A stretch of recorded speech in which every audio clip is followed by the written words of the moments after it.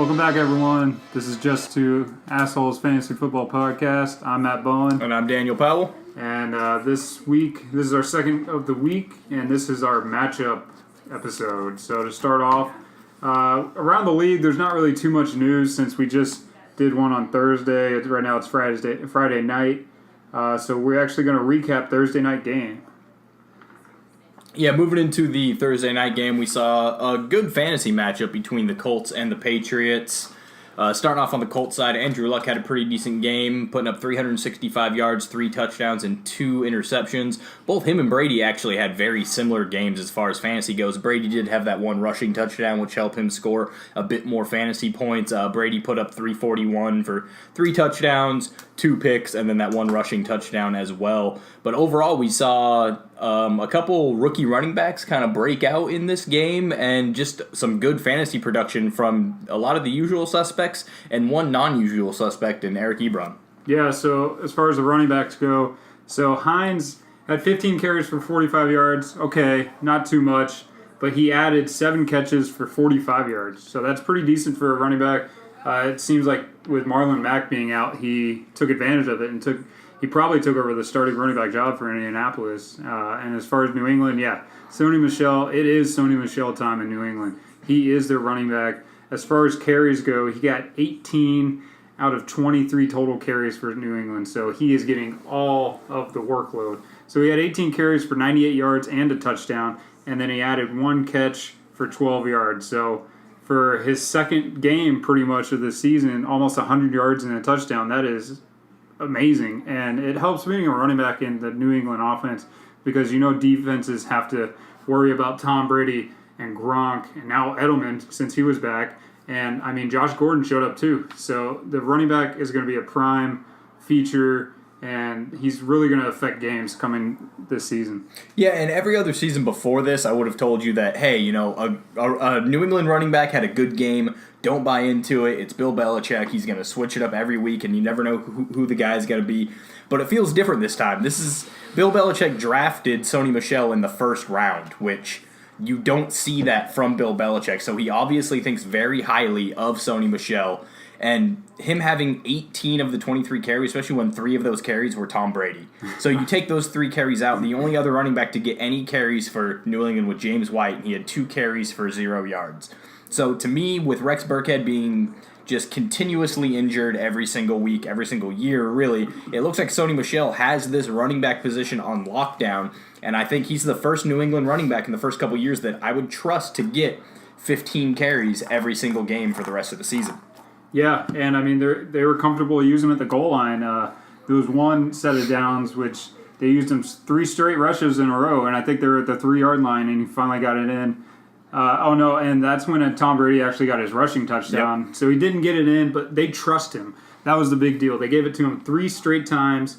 He didn't get the touchdown, but then Brady was able to quarterback sneak and just pretty much stick the football over the line and get the touchdown. So it's the trust that we usually don't see for the running backs in New England. So it's looking up for him. Yeah, on the other side of the ball, when T.Y. Hilton is out, the Colts look like Eric Ebron's team as far as receiving goes, which is really weird to say. So Eric Ebron, everyone knows, has all the talent in the world. He was drafted really high, did really well at the Combine, very, very athletic guy, but he just never seemed to put it all together. But when T.Y. Hilton is out, him and surprisingly Chester Rogers look like Andrew Luck's go-to guys. Eric Ebron had 9 receptions for 105 yards and 2 touchdowns. Just an absolutely monster game this week. So I would say I'd be fairly confident starting Ebron every week, but especially weeks where T.Y. Hilton's going to be out. Yeah, and it helped too that Jack Doyle was out as well.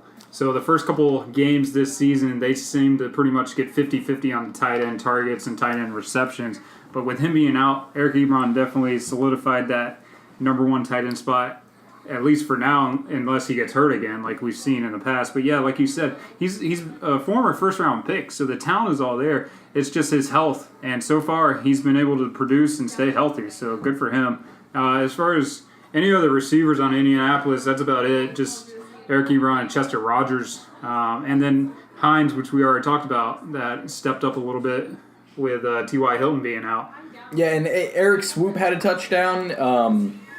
I guess you could maybe if you have spots on your bench, you could stash Eric Swoop and just hope that he kind of picks up some sort of production later on down the line. But he just doesn't look like a guy who I think is rosterable. On the other side of the ball with New England, Cordero Patterson had a touchdown. He looks like he might just be sort of a touchdown vulture this season. That touchdown, in many people's eyes, should have gone to Gronk or Edelman or another Josh Gordon touchdown, but there Cordero Patterson is being 6'5", 6'6", and just being a red zone threat. I think it was a 1-yard touchdown he scored. Yeah, it was the first touchdown of the game.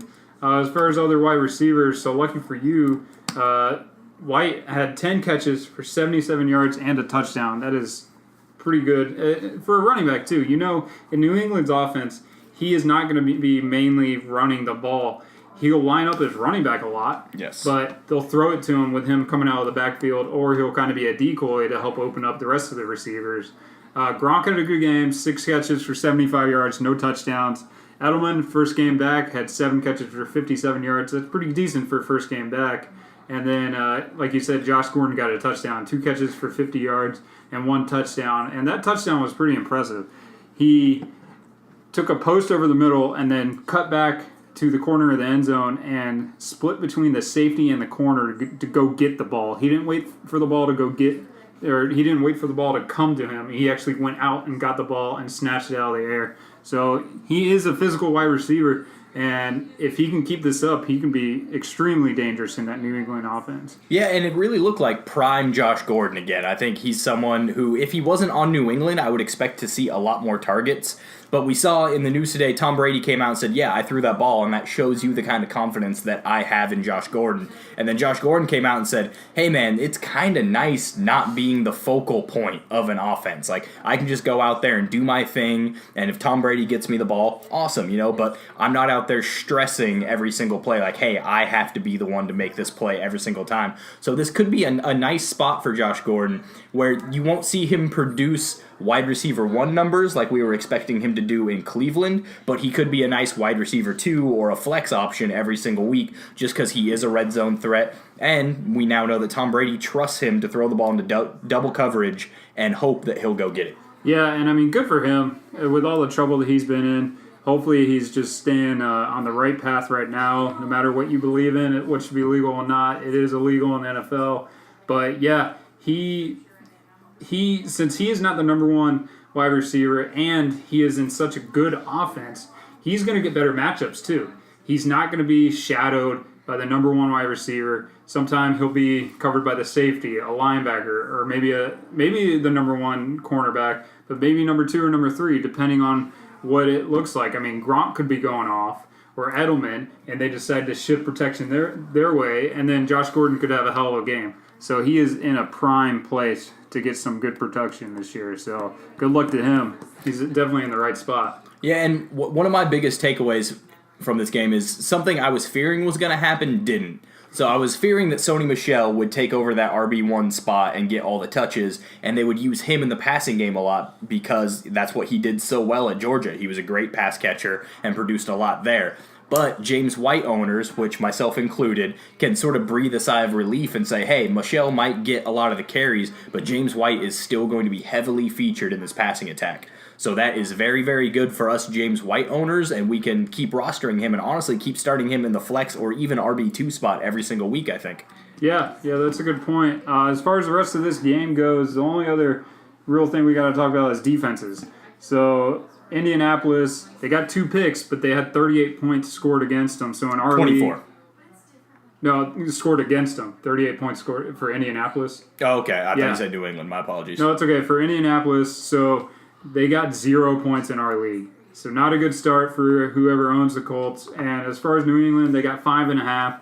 They got a couple fumble recoveries, only 24 points against them, and they got 2 picks as well. So not any game winners, but with your defense getting 0 points, that might be a game loser in our league. We'll have to look at that when we break down the matchups later. Yeah, I don't think anyone started the Colts defense. This would be a rough matchup to start them because it looks like New England's kind of turning it on again. New England was at home. Everyone knows the rivalry history between New England and Indianapolis, and New England loves to just beat them down into the ground. So I doubt anyone started them in our league or in most leagues, but hey, it could have happened. But honestly, if you're owning the Colts defense and not streaming defenses, you're probably doing something wrong.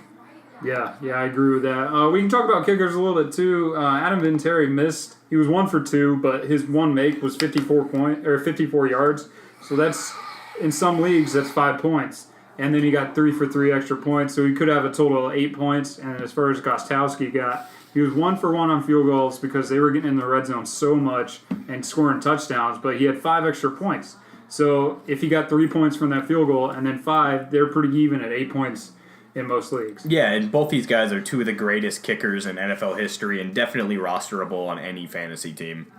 Yeah, I thought it was pretty funny when Vinatieri missed his kick that New England was cheering, but that's the guy who helped you win a Super Bowl. Yeah, and Bill Belichick came out and said, hey, Adam Vinatieri is probably the best kicker that I've ever seen in my entire career coaching football. That says a lot right there. Yeah, you got to pay that man some respect. Yeah, he might have missed that one field goal, but let's not start knocking him like he's one of the Chargers kickers or something like that. From there, we'll move into our upcoming matchups. So we'll start off with my team and my matchup versus Team Cortez. I have my team picked in this matchup to win, mainly because I started James White in my flex spot. He got me 18 fantasy points. I also started Julian Edelman, my wide receiver. Well, I started him at wide receiver 1, but he's really my wide receiver 2 behind Sammy Watkins because I have Mike Evans on a bye week this week. He got me 8.5. No touchdown that I was really hoping for. Cordero Patterson, you son of a bitch. But 8.5 points is not something that I'm going to frown at and just be mad about. I got Phillip Rivers up against Oakland. I think that's going to be a huge game for him. I could also start Jared Goff against Seattle. I'm sort of stacked right there. Could go either way, honestly. I just expect Phillip Rivers to really go off against Oakland. Matt Breida in my running back spot against Arizona. Arizona's defense hasn't looked great. I think he's due for a pretty good game. Christian McCaffrey, I'm hanging my hat on him this season. He is my guy. I think he's going to end up as a top 5 fantasy running back. I already talked about Sammy Watkins. You know, I could live with or without him, honestly, but against Jacksonville, we could see a lot of their number 1, number 2 corners facing off against Kelsey and some of the other weapons like Tyreek Hill, so this could be a good week for Watkins. So yeah, I'm picking my team in this matchup against Team Cortez. Yeah, so I'm right there with you. I'm picking the meme team, dream team, which is Dan's team to win. Right now, projected Team Cortez is still projected to win 103 to 100. So knowing ESPN's projections, that's pretty much a wash. This came down to matchups for me. Blake Bortles is playing Kansas City. Leonard Fournette is out. So it is up to Blake Bortles whether or not to win the game or not, pretty much. Kansas City is a defense that really hasn't stopped anyone this year. So Blake Bortles has that opportunity, but he's not going to have too much of a run game, so he's going to have to make plays. David Johnson's playing San Francisco, which we know their defense has been up and down, but last week they finally decided to give their best player the ball on offense. He got 22 carries for 71 yards and a touchdown with 16.5 points because he also got a couple catches in there. That was a great game for him. He will have the opportunity to put up similar numbers this week as well. Marshawn Lynch, he's always going to produce, but he has a rough matchup against the Chargers. Their defense is really starting to come back a little bit so far this year. They started off real weak, but they were playing Kansas City the first week. Brandon Cooks is playing Seattle. That's a great matchup for him. On the other end, Cortez has Doug Baldwin and Chris Carson playing the Rams. I do not like that matchup at all. Just any players playing the Rams, well, almost any player playing the Rams. It's just a rough matchup. And then Gronk only got him 10 points. So with Gronk, you do expect at least one touchdown, well, hopefully. And on Dan's team, Mean Team, Dream Team, he has Kyle Rudolph. So if Kyle Rudolph gets 40 yards and a touchdown, he'll have the even score. So I'm expecting Kyle Rudolph to get more points against Philadelphia. So I'm going with the Meme Team, Dream Team to win this one. Yeah, and for Team Cortez here, as far as bench players go, I would probably start Michael Crabtree or Larry Fitzgerald over Doug Baldwin in this case. Baldwin is still recovering from his injury. He doesn't look like he's really 100% yet, and going up against that Rams defense could be really, really tough. I know their corners are a little banged up, so maybe that helps him a bit. And I just think Seattle could be playing from behind and throwing the ball a lot, so that could help him as well. But I really like this Michael Crabtree matchup against Cleveland. He's not going to see much of Denzel Ward, so I think he's going to get the ball a lot. And Larry Fitzgerald has just made a career of fucking the Niners. So this could be a week where Josh Rosen says, hey, I have a Hall of Famer on my team. I'm going to throw him the ball a lot. Yeah, him and David Johnson have a really good matchup this year. So to move on to the next matchup, we're going to go to my game. So one Tyreek Hill, my team, playing the Lucky Neckbeards. Well, god damn it. So he started Eric Ebron, and he got him 26.5 points. So after one game, I'm already down 26.5 points. So right now I'm projected to lose 100 to 127. This is a rough matchup, and I hate to say it, but I'm going with the Lucky Neckbeards in this one.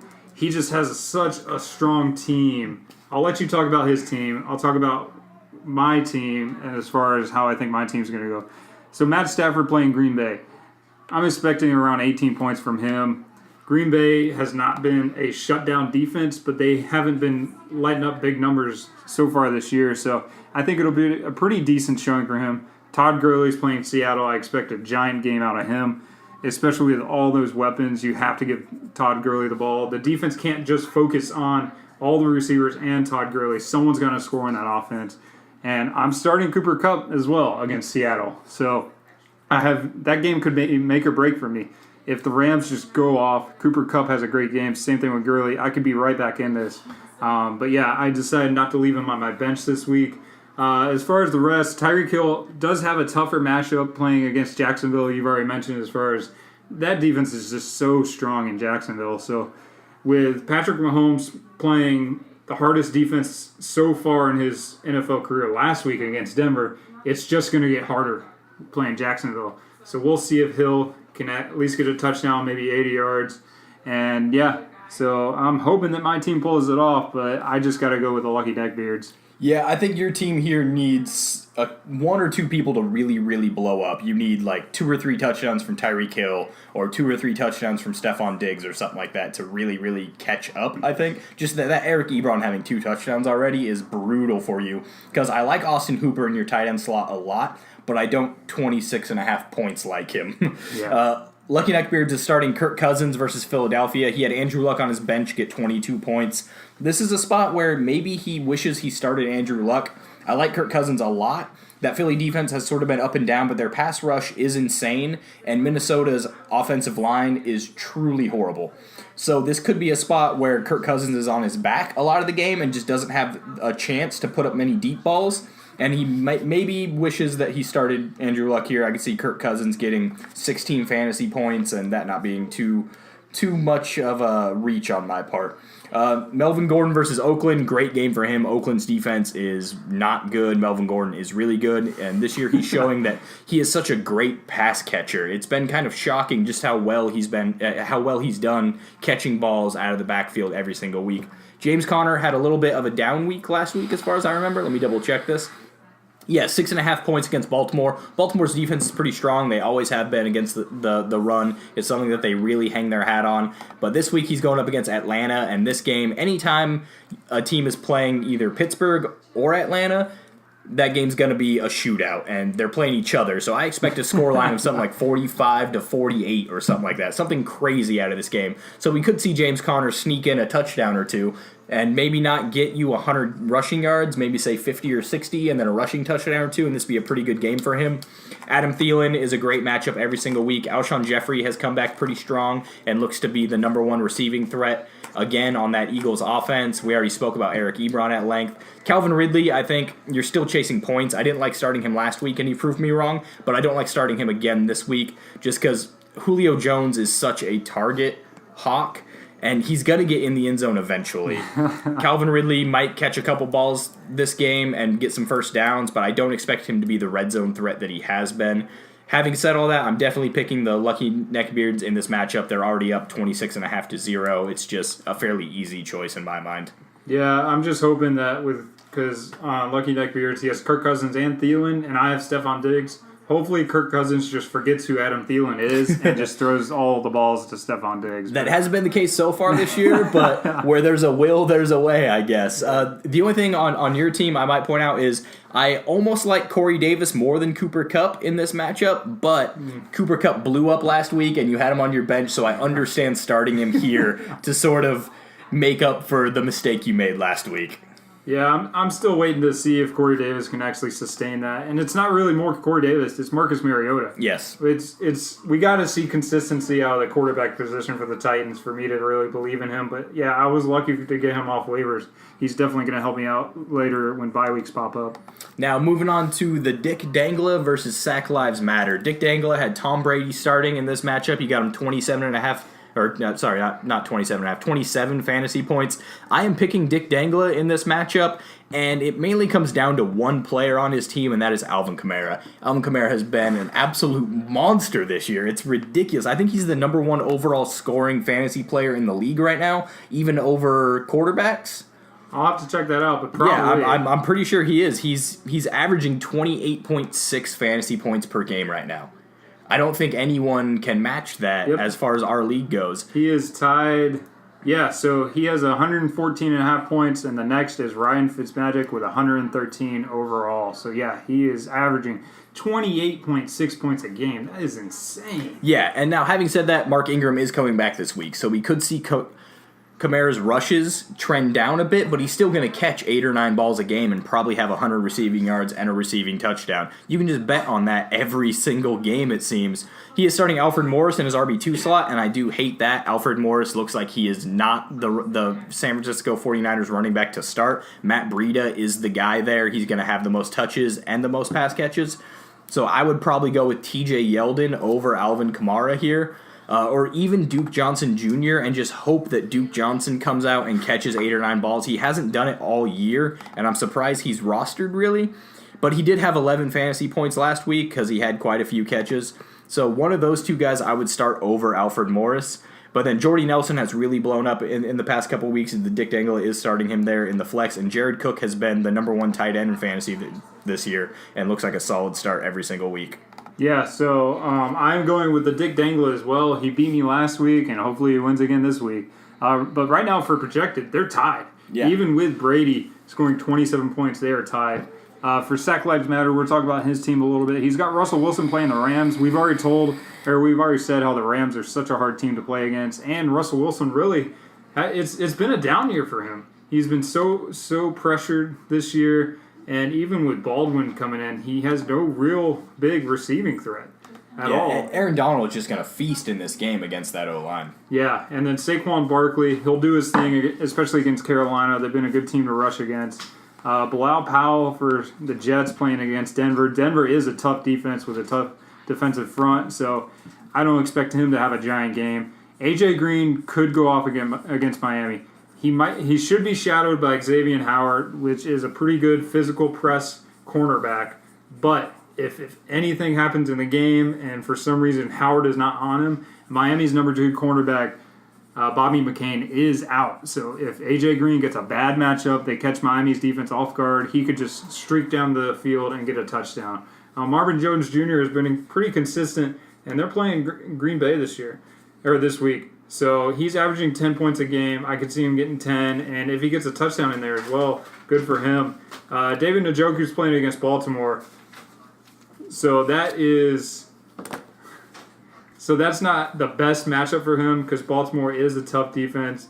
In his flex, he's got Robert Woods versus Seattle. We have said again, this must be the 5th or 6th time so far in this episode, the Rams are going to go off. It's just who. Yes. Who from the Rams are going to go off. Robert Woods exploded, I think it was 2 weeks ago. The past couple weeks. Everyone on that offense seems to explode every single week. We keep saying you have to pick the right one, but it looks like they might all be the right one every single week. Yeah, I mean, that's true. He's 14 ranked for wide receivers. He had 11 points in week 2, 28 in week 3, 18 and a half last week. That is amazing for a flex wide receiver. You got the Titans defense going against Buffalo. I like this matchup a lot. The Titans, ran by Mike Vrabel, is a really good defensive team, and they're playing Buffalo. They could give them a lot of trouble. And then as far as kicker goes, Will Lutz for New Orleans playing Washington, he'll probably get a lot of points. I'm saying probably 9 or 10 points out of Will Lutz. But yeah, as far as bench players for Sack Lives Matter, I wouldn't switch too much for him. He's hurting with Evan Ingram on the bench, but he is out, so that's probably why he's starting Njoku. But anyways, I mean, that Giants offense hasn't been anything close to special this week. Yeah, I'm kind of shocked that both Bilal Powell and Alfred Morris are starting in this game, but they don't have much outside of either of those. We already talked about TJ Yeldon for Dick Dengla, but both those running backs I don't think are startable week to week, and they're both starting in this matchup. I think it comes down to Alvin Kamara on Dick Dengla and the fact that you spoke about Marvin Jones Jr. He just popped up on the injury report today with a foot issue or an ankle issue or something like that, and having him pop up as questionable this late into the week is a big red flag to me.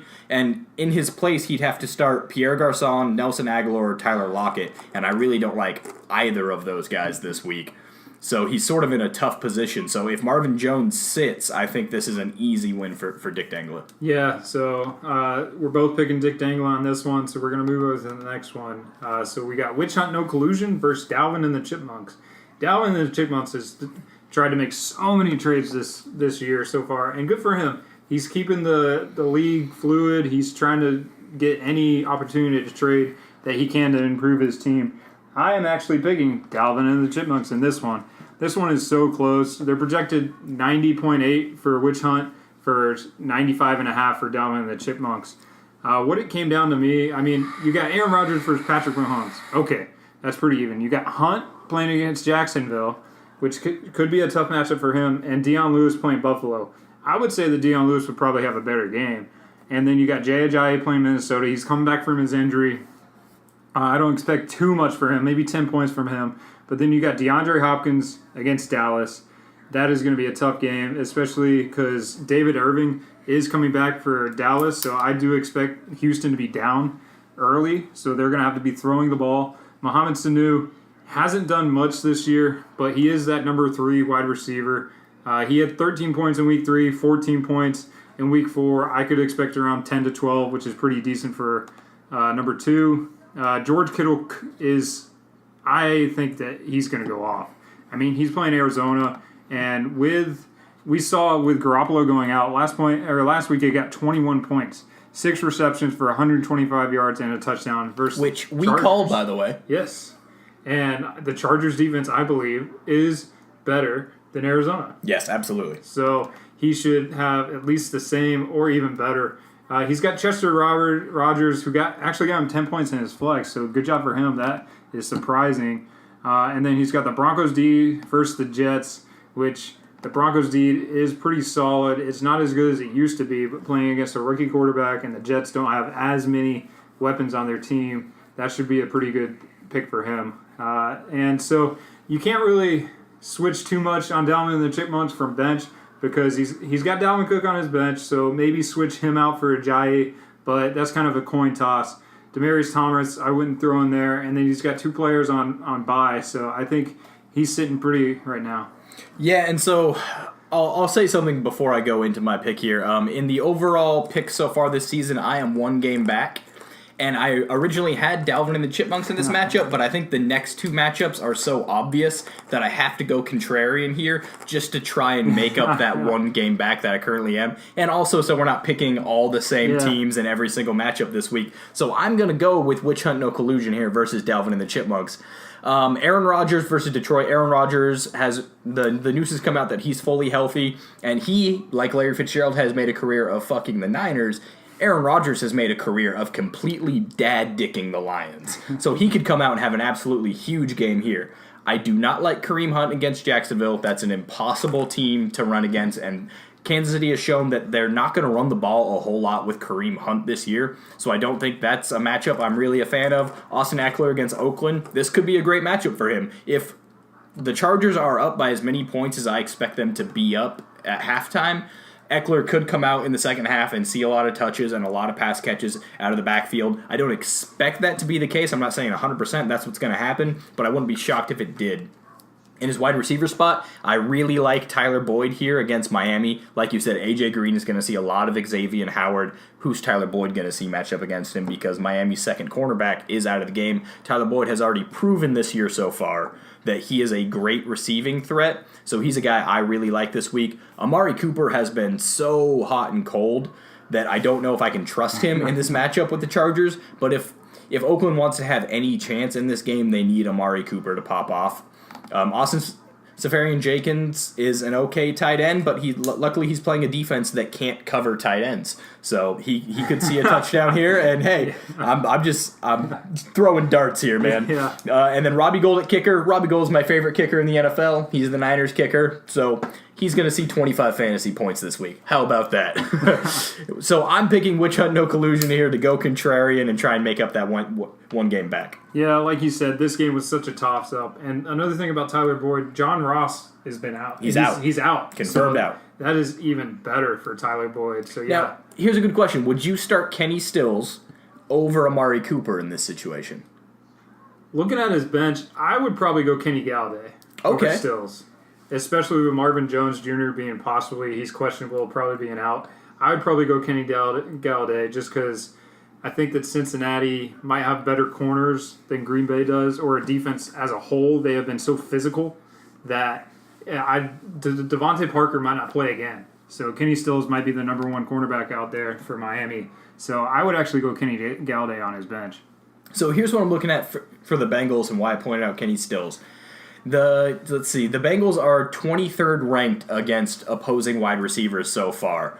So if Miami wants to stay in this game, because I do think this game is going to be a bit of a shootout, not the shootout that we see in Atlanta and Pittsburgh, but I do think that if they want to stay in this game, Kenny Stills is going to have to, catch a lot of balls, and he is their best deep threat. So if they're going to pop off and try and get some explosive plays, I think they kind of have to try and force feed Kenny Stills the ball downfield. At least 4 or 5 times this game, I think we see a deep ball to Kenny Stills. If he catches one of those for a touchdown, say a 50-yard touchdown, that's a great fantasy day for him right off the bat. He sees a couple more catches here and there. This could be a really good day for him. And I think I trust him more than I do Amari Cooper, but I do like your Kenny Galladay pick as well. Yeah, but so... See how we're harping on Amari Cooper? He has just been so unreliable this season, and really kind of his whole career besides that his second year in the league. Yeah, he a lot of plays on the field, he looks like he just doesn't care. He just stops. Again, when they played Miami, because I watched that game, he stopped on routes short at least 3 or 4 times. And with one ball, Derek Carr threw it into triple coverage. He just stopped. He didn't even attempt to break it up. He's just like, all right, catch the ball. And he didn't even try and tackle the guy.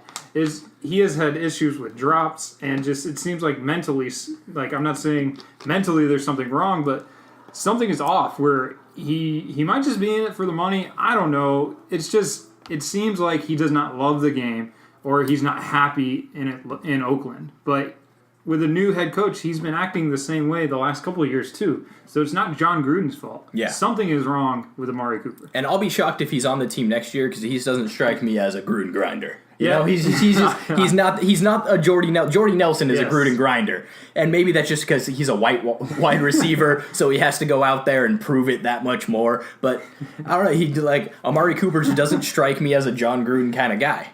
Yeah, I like that point. I really do. Let's move on to our next game. So the G-Spot Rockers at Evans, Stairway to Evans. It's funny. So the only game that we picked different was the last game. I'm looking at your picks. We both picked Stairway to Evans to win this one. So I'm going to take talking about Stairway to Evans and make it a little harder on you. So Stairway to Evans, Ben Roethlisberger at home versus Atlanta. So the over-under for this game is 68 points. That is the highest this season. The second highest was last week when Cincinnati played Atlanta, and it was 55 points. So Bet the over. Yeah, that is increased by 13 points. That is insane. That's 44 points by each team. You say 34. Yeah, that's 34 points each team. Where did you learn to do math? Yeah. And then you got Joe Mixon coming back from an injury, which Giovanni Bernard has been ruled out. Yep, he's already ruled out. Joe Mixon versus Miami. Miami just cut Jordan Phillips, which was a former second-round pick out of Oklahoma, and they cut him. So that defensive line is just riddled. Last game, they had to play They had to play an offensive tackle on a D line at the end of the game just because they had so many injuries. So rushing against Miami is going to be easy this year, especially going on further. Adrian Peterson, if he's healthy, this is a good pickup against New Orleans. New Orleans isn't a super strong run defense, but they don't let up a lot of yards. So he'll probably get maybe 50 to 60 yards, but probably get a touchdown because you know how good he is at the goal line. You got who? Okay, so Stairway to Evans wide receiver trio is just amazing. He's got Julio Jones, Michael Thomas, and Juju Smith-Schuster. That should be illegal. Julio Jones is playing Pittsburgh, high score. Juju is playing Atlanta, high score. They each could get 25 points each. Like, that's insane. 50 points for 2 of your wide receivers. Plus, you have Michael Thomas. Say they all get 25 points. That's 75 points for 3 players on your team. That is insane. So this was sort of a close pick for me, but I couldn't go against that wide receiver trio. And he's got Jimmy Graham for his tight end against Detroit. Okay, he might get 8 to 10 points. The Vikings defense versus Philadelphia, we've seen Carson Wentz has gotten better each time that he's played. I expect him to get better again this week, but the Vikings are a tough defense. And then Matt Prater for Detroit playing Green Bay, he should get 6 to 10 points. So I like Stairway to Evans. I like Stairway to Evans in this matchup too, but just for fun, let's go over what the Jimmy G Spot Rockers need to do to win this matchup. We'll tag team this one together. Number 1, Drew Brees has to go off. We need to see 300-plus yards and 4 touchdowns from Drew Brees. I think he needs 30 fantasy points in this matchup for Jimmy G Spot Rockers to even have a chance. Sony Michel already got him 16.5 points in the flex. That's great. It's just the rest of his team really isn't in great positions. I'm not a huge fan of Alex Collins at RB1. He is very, very touchdown dependent. Now, he definitely could see a touchdown, but even if he does, we're looking at maybe, 10 to 12 fantasy points in total. We see 30, 40 yards from him and a touchdown. What also needs to happen is RB2 spot, he has Kerryon Johnson. So Kerryon Johnson needs to come out in this game against Green Bay and show Matt Patricia and the city of Detroit that I am the fucking man in this offense. I am the only running back who should be touching the ball at any given time on any given play. Which, honestly, he is that guy. He is that good. He is that talented. They have 3 running backs there that they keep trying to have this 3-headed monster in the backfield, but Kerryon Johnson should be the guy. He needs to come out against the rival in Green Bay and prove it in this game. 120 yards, 2 rushing touchdowns, just absolutely kill it. Yeah, so we've already talked about New England's history with running backs, just churning them out, rotating them in. So Matt Patricia has that mindset of okay, I'm going to do that here in Detroit. But his years in New England, they didn't have a Sony Michel or a Kerryon Johnson. They didn't have that number 1 running back. Yeah. So he's kind of wasting Kerryon Johnson by throwing LeGarrette Blount in there or Lewis Reddick. Just keep giving the ball to Kerryon Johnson. He's so efficient. And the thing is with him, if there's 5 yards to get, he will get 10 to 12 yards. With LeGarrette Blount and Lewis Reddick, Theo Reddick, if there's 5 yards to get, they'll get 5 to 6 yards. Yes. They don't have that explosive plays or explosive energy and play to break through tackles and just shoot out. They don't have that quickness and agility. Give the ball to Kerryon Johnson. Yeah, and so we spoke about Stairway to Evans, insane wide receiver trio. Jimmy G Spot Rockers have a pretty good wide receiver duo that just haven't played up to their normal standards so far this year. He's got Odell Beckham Jr. in his wide receiver 1 slot and Keenan Allen at wide receiver 2. Both these guys, we've seen them in the past. They have the talent to be 120 to 150 yard receivers every single week, catching 10 to 12 balls every single game. Now, if both of them come out and put on that kind of show this week and show their teams that, hey, I'm still the fucking guy, throw me the ball. Odell Beckham has already come out in the news this week and said that I don't know what's wrong with his offense. I don't know why we can't throw the ball 20 yards down the field. And really the problem is Eli Manning. Eli Manning has to be having a very good week, and against Carolina, that could be pretty tough to do. But if he's going to come out and try and prove to Odell Beckham that, hey, I'm still that guy, and I can still get you the balls that you think you deserve, we could see a nice game from Odell Beckham Jr. and Keenan Allen here. And if they both pop off for 100 yards and a touchdown each or 2 touchdowns each, suddenly this is a game again. Yeah, it's really a hard... I mean, I don't understand it. With Odell Beckham, it's easy. he's got Eli Manning throwing him the ball. Yeah. Just give Beckham the ball. And Eli Manning has no zip on the ball this year. He's afraid to get sacked. Anytime a defensive player gets within a yard of him, he just drops. With Keenan Allen, it's hard. Phillip Rivers is having an amazing year. There's really no reason he's healthy. Maybe because of such a good production last year that the defense are really honing in on him and allowing Mike Williams to have big games. But I don't get it. I don't get why Keenan Allen is not having that big of a game. He's getting the targets. Yep. He's just not getting the production. Yeah, they're not using him on the deep posts and the deep flag routes that they used to. He's more of their, we need a first down, throw it to Keenan. So he's getting 7 to 8 yards every reception. Yeah. The biggest reason for me in this matchup, though, for picking Stairway to Evans over the Jimmy G Spot Rockers is the Jimmy G Spot Rockers are still starting Randy fucking Bullock in their kicker position. We've already spoken about this in previous episodes. I hate Randy Bullock. I hate his face. He doesn't deserve to be in the NFL. Look at his face. I'm looking at a picture of him right now. A 12-team league. He doesn't really have a spot on any fantasy roster right now. So it's weird for me to say that I'm picking against a team solely for their kicker, but I hate Randy Bullock that much. I'm picking against Jimmy G Spot Rockers. Go Stairway to Evans. Show Jimmy G Spot Rockers that they need a new kicker. Please. All right, let's move on. We talked about 20 minutes on that matchup. But hey, it's a good matchup. Yeah. So next we got wide right versus Tobias Analrapist. So I was going to go wide right here because he does have a good team. But Tobias Analrapist, right now his starting lineup is not the best. But the players on his bench, as long as he moves one or two of those players into his starting lineup, I'm putting my faith in Tobias Analrapist that he can actually do that he notices that Jalen Richard should not be in his starting lineup over Devontae Freeman or Mark Ingram or Chris Thompson. Any three of those Yeah, absolutely. is better than Jalen Richards. So the rest of Tobias Analrapist's team, so he's got Carson Wentz versus Minnesota. We've talked about him improving so far this season. He's not back to 100%. He's not back to the amazing wins that we saw last year.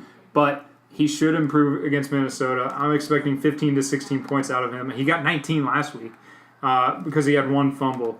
And then as far as Zeke is going to go off. He had the game of his career. He's the heart and soul of that offense. Yeah, they have no wide receivers to pass to, so they ended up passing to maybe their best wide receiver on the team, Zeke Elliott. He probably has the best hands on the team right now. That's why they're even considering bringing back Dez, which is insane. That'd be hilarious. I can't wait for that to happen. Just be like, hey guys. Just for Dez I'm Bryant back. to bite that bullet, the cocky bastard. As far as the rest of his team, he's got Golden Tate, which his stock could improve if Marvin Jones is out. So we talked about that a little bit. He's got Jarvis Landry against Baltimore. That's going to be a tough matchup, but Jarvis Landry has continued to put up points so far this season. He's averaging 12 points. That's pretty decent. It's not amazing, but it's decent. And then he's got Travis Kelce against Jacksonville. Jacksonville is a tough defense. They have strong linebackers, but I just have to believe that the Chiefs' offense, someone has to get at least one touchdown. Yeah, and who does Jalen Ramsey cover here? Does he cover Travis Kelce because he covered Gronk, or does he cover Tyreek Hill because they have to shut down Tyreek Hill? Yeah, it's going to be hard, but if Travis Kelce can get at least one touchdown, he'll probably get 5 to 6 catches, maybe more for 50 or 60 yards. That's a solid game against a tough Jacksonville defense. And then he's got Will Fuller against Dallas. Dallas's defense is surprisingly good this year. It's their pass rush is insane, actually. It's been really, really strong. So that helps the cornerbacks. If you have a strong rush, the quarterback has to get rid of the ball quick. So the cornerbacks should be able to contain the wide receivers. They won't have that much time for the wide receivers to break away from the cornerbacks. So I think this could be a tougher matchup, but being the number 2 on the team, Dallas's defense does have to worry about DeAndre Hopkins more than Will Fuller. So he could get one of his big play games where he streaks down and gets a 50 to 60 yard touchdown, which that is good for 11 and 12 points alone. You know what would stop that, though? Could you imagine this defense with Earl Thomas III at free safety? which If they only. should have made that trade in this offseason. Then they should have made it week 1. They should have made it week 2. And then Earl Thomas comes out and breaks his leg, and he's really upset. He should be on the Cowboys, and he should be healthy and playing right now. Yep. It sucks what happened to him.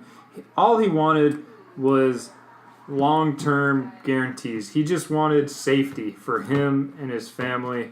The Seahawks would not give him an extension. He only had 1 year left. They wouldn't give him any guarantees past this year. Yes, because he got injured, his contract is fully guaranteed. He's making $8.5 million this year. But since he got injured, he might not be fully healthy by the offseason. He's going to get at least I would say it tops maybe $4 or $5 million, which is half of what he was making this year. So he needs that long-term commitment, and who knows, maybe this offseason Dallas can actually get him at a bargain, but it just sucks. He would have helped that defense out a lot, and they're, like we already talked about, they're a strong defense this year, and they definitely could use him. So let's move on to wide right. So he's got Cam Newton starting against the Giants. The Giants really haven't done too much.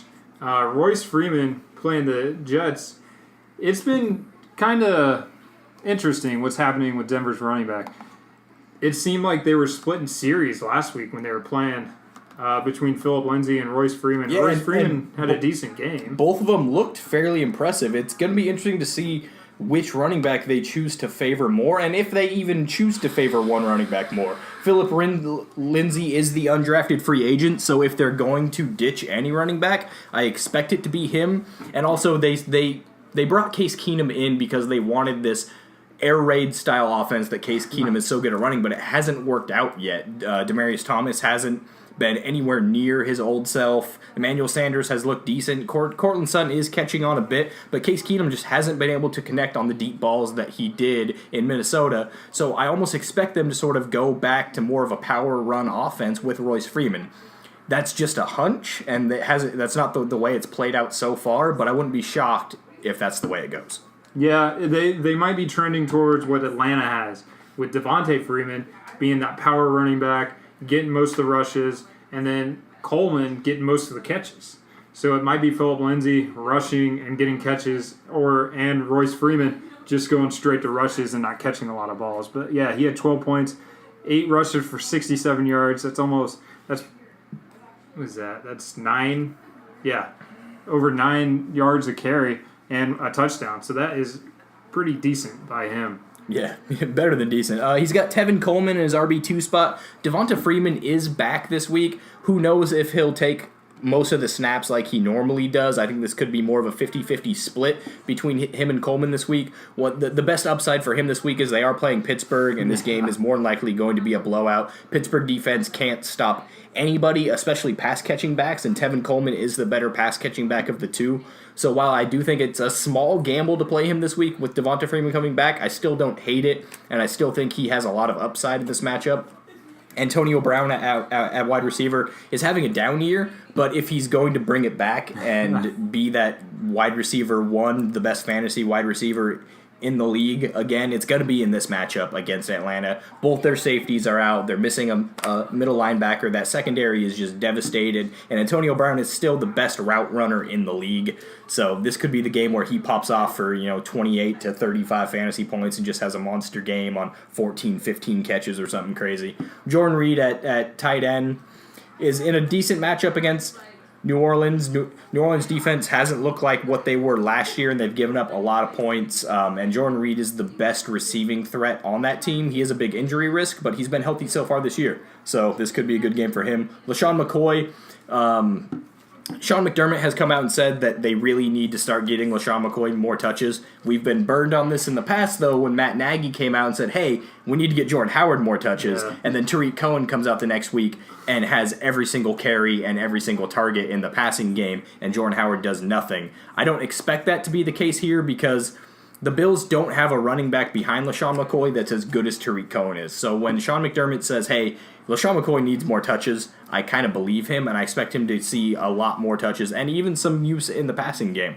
The Eagles' defense against Minnesota, I don't love this matchup. Minnesota's offense is really, really good, and this game could turn into a shootout as well.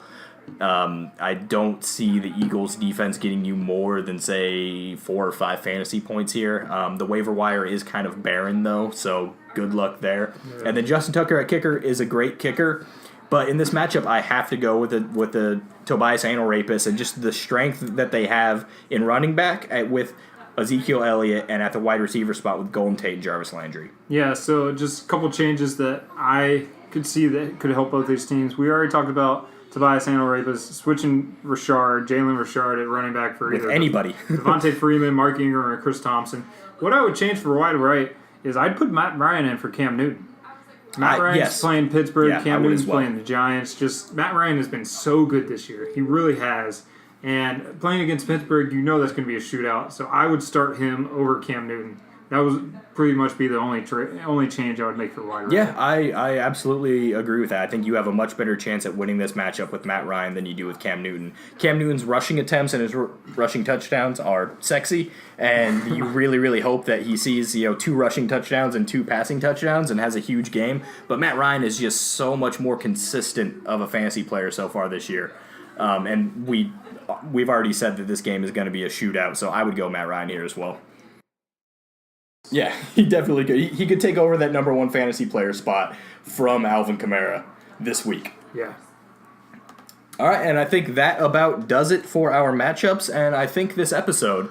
I want to thank everyone for listening. Remember to like and subscribe, and please, please, please, if you're listening and you want us to talk about anything that we haven't talked about, maybe you think that we're not talking about one player enough or your team enough, just comment and let us know, and we'll be sure to get that in the next episode.